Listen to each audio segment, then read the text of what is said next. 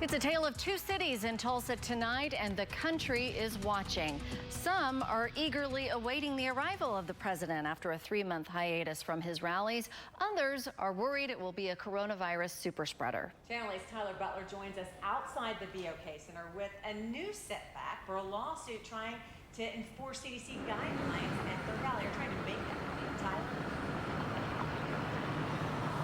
Yes, there's now a question as to whether or not that rally, that lawsuit will even be heard before the rally on Saturday. And it's been a real duality here in Tulsa because just around the corner from where we're hearing about that lawsuit that could potentially stop the rally or basically change the rules to prevent the spread of COVID-19, you've got what you see here behind me.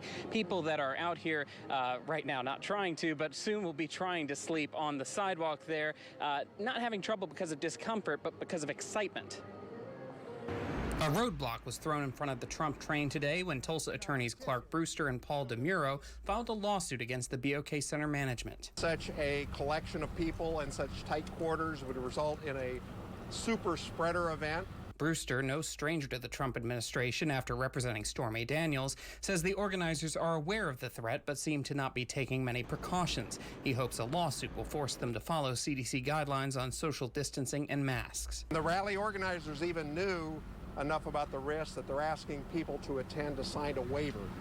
It's not the waiver that the person signs to go in there, it's the fact that that person may leave and give it to others that are unsuspecting. Brewster's motion for an expedited hearing and injunction to stop the event were denied late this afternoon, but his lawsuit is still active. Hearing date to be determined.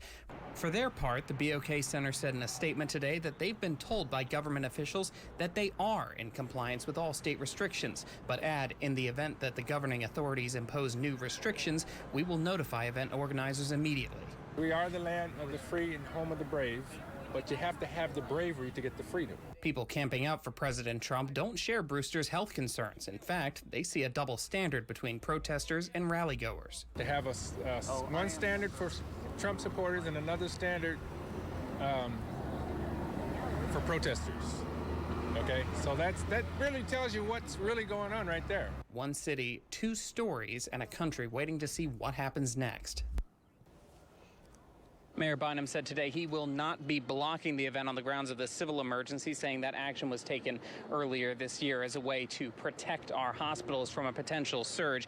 As for this event, it was pointed out by the attorneys that this is kind of really the first large-scale indoor event that we've seen since the pandemic began. So the country truly is watching to see how this is going to pan out on Saturday and then, of course, in the weeks afterwards. Reporting live downtown, Tyler Butler, Tulsa's Channel.